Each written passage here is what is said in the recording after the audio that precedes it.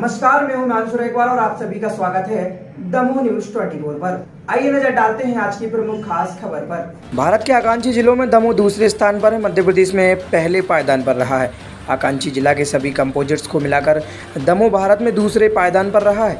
आकांक्षी जिला के जितने भी थीम्स हैं सभी कंपोजिट्स को मिलाकर दमोह जिला पूरे भारत में दूसरे पायदान पर प्राप्त किया है। लगातार दमोह जिले में रैंकिंग या कंपोजिट स्कोर में पिछले एक वर्ष में इम्प्रूवमेंट देखा गया है। उन्होंने कहा एक और वित्तीय पैरामीटर्स जिस पर काम करने की ज़रूरत है, जिसमें बैंक अकाउंट खोलना, प्रधानमंत्री जीवन ज्योति योजना, सुरक्षा बीमा और अटल बीमा योजना आदि में अभी भी इम्प्रूवमेंट करने की आवश्यकता है। एस्पिरेशनल डिस्ट्रिक्ट प्रोग्राम के चैंपियंस ऑफ चेंज के जितने भी थीम्स हैं सभी का कंपोजिट स्कोर मिला के दमोह जिला जो है पूरे भारत देश में एस्पिरेशनल डिस्ट्रिक्ट प्रोग्राम में सेकंड रैंक या सेकंड पायदान पर रही है। 67 की कंपोजिट स्कोर जो है दमोह जिले का रहा है और लगातार जो है दमोह जिले की रैंकिंग में हो या कंपोजिट स्कोर में हो लगातार इम्प्रूवमेंट जो है हम लोग पिछले एक वर्ष में देखे हैं।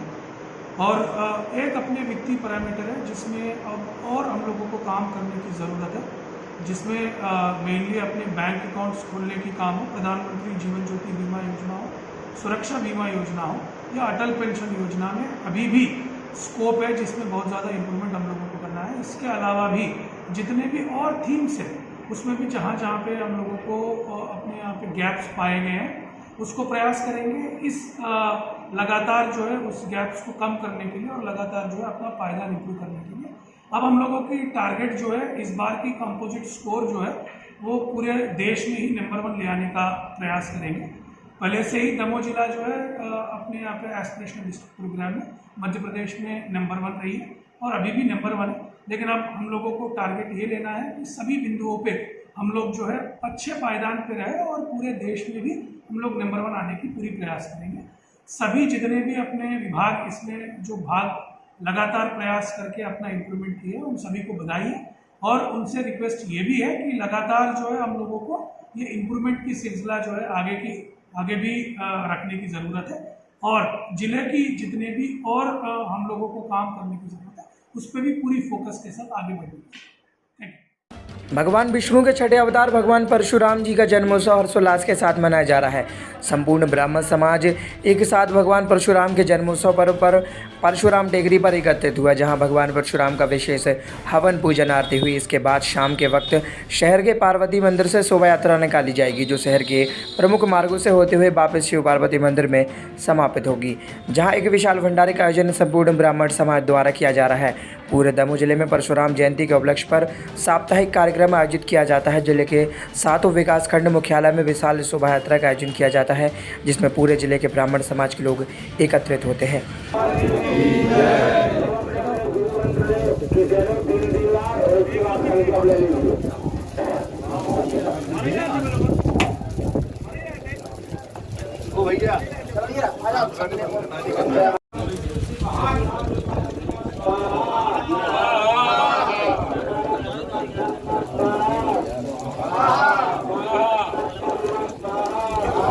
आयोजन चल रहा है यहाँ पे।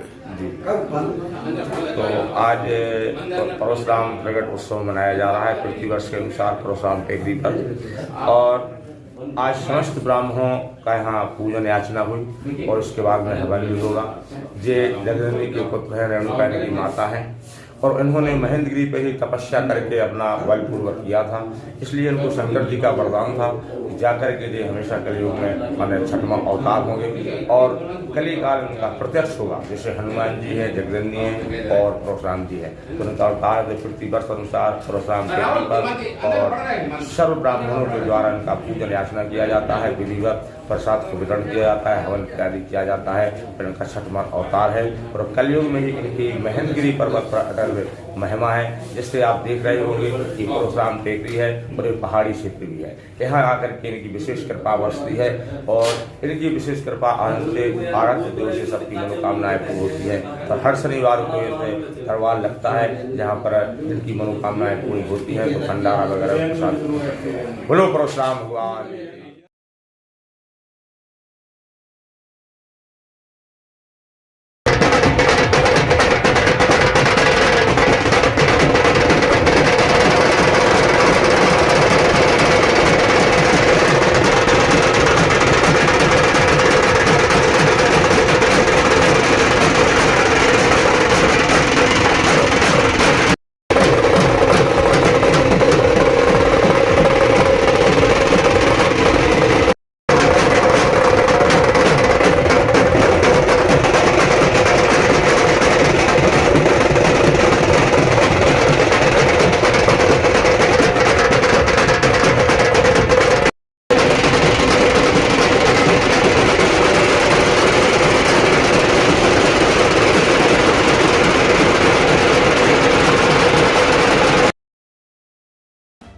अक्षय तृतीया के दिन बच्चों में काफ़ी उत्साह होता है। इस दिन गुड्डे गुड़ियों की शादी करवाई जाती है, इसलिए दमोह में भी गुड्डे गुड़ियों का बाजार आज देखने को मिला। बरगद के पेड़ के नीचे गुड्डे गुड़ियों का पारंपरिक तरीके से पूरे साजो सामान के साथ विवाह कराया जाता है, जिसके लिए बच्चों के साथ खरीदी करने के लिए बड़े भी बाजार तक पहुँच जाते हैं। पूर्वी की तरह आज दिन सामूहिक विवाह कार्यक्रम का आयोजित किया जाता था, लेकिन इस वर्ष किसी एनजीओ या जनप्रतिनिधि के सामूहिक विवाह समारोह का आयोजन नहीं किया। लेकिन कुछ परिवारों में शादियां हैं और इसकी खरीदी के लिए बाजार में शहरी व ग्रामीण दोनों ही क्षेत्र के लोग पहुंच रहे हैं, जिसको लेकर व्यापारी बड़ी आस लगाए हैं। हिंदू धर्म में अक्षय तृतीया का खास महत्व होता है। अक्षय तृतीया का त्यौहार वैशाख मास में शुक्ल पक्ष की तृतीया तिथि को मनाया जाता है। अक्षय तृतीया को आखा जाति अक्षय तीज के नाम से भी जाना जाता है। पौराणिक कथाओं के अनुसार युधिष्ठिर को अक्षय तृतीया का महत्व बताते हुए भगवान श्री कृष्ण ने कहा था कि यह परम पुण्य तिथि है। इस दिन स्नान, दान, तप, मोह और तर्पण करने से व्यक्ति अक्षय पुण्य फल का भागी होता है। बताएं आज क्या मुहूर्त है और क्या आयोजन चल रहा है यहाँ? आज अक्षय तृतीया के मौके पे हम लोग यहाँ आए हुए हैं। बच्चों में काफ़ी उत्साह रहता है, गुड्डा गुड़ियों की पूजा करते हैं। इसको बहुत ही शुभ माना गया है। आज के दिन किसी भी शुभ मुहूर्त की ज़रूरत नहीं होती है, क्योंकि ये अपने आप में ही शुभ होता है। कुछ भी भूमि पूजन हो, शादी वगैरह हो, ये अपने आप में शुभ माना जाता है। जैसे कि कोई भी परिणय संस्कार होते हैं तो ये बहुत ही शुभ माने जाते हैं, ऐसा बताया गया है। जी, आपका नाम? अर्चना मुंडा। कहाँ से आई हैं? हम लोग जबलपुर नाके से। अक्षय तृतीया का क्या फल, क्या महत्व है? देखिए, आज अक्षय तृतीया को जो भी हम स्नान, दान, तप, यज्ञ पूजन करते हैं उसका अक्षय फल प्राप्त होता है। आज ही के दिन पर भगवान परशुराम का जन्मोत्सव मनाया जाता है। आज ही भगवान बद्रीनाथ जी के कपाट खुलते हैं और अन्नपूर्णा माता का भी आज जन्मोत्सव रहता है। आज हम सतुआ का भी दान कर सकते हैं, वेल का भी दान कर सकते हैं, ब्राह्मणों को, संतों को, गरीबों को दे सकते हैं।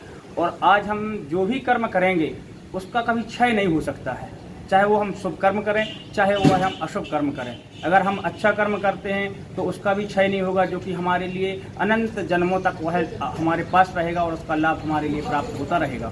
और हमारे लिए आज भगवान शिव का हम अगर अभिषेक करते हैं तो उससे जिस कामना से हम अभिषेक करते हैं उस कामना की पूर्ति होती है। और अगर हम भगवान को दूध से भी अगर अर्पण करें श्रद्धा भाव से तो वह अक्षय फल को प्राप्त होता है। आज बच्चों में गुड्डे गुड़ियों का विवाह होता है, इसके संबंध में आप क्या है? ये पुरानी परंपराओं के अनुसार और सनातन से यह चला आ रहा है। बच्चे आज का जो अक्षय तृतीया होती है यह बिना मुहूर्त का भी एक मुहूर्त होता है। आज हम वाहन आदि को भी उठा सकते हैं।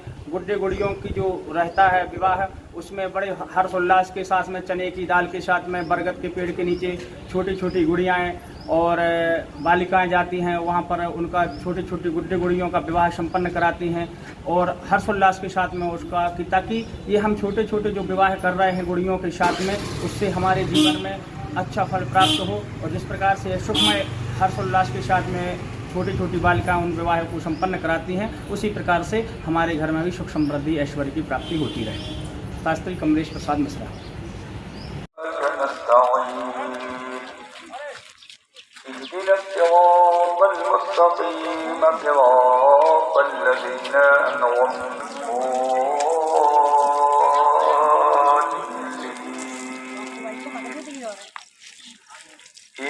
ربكم الله الذي خلق السماوات والأرض في 6 أيام ثم استوى على العرش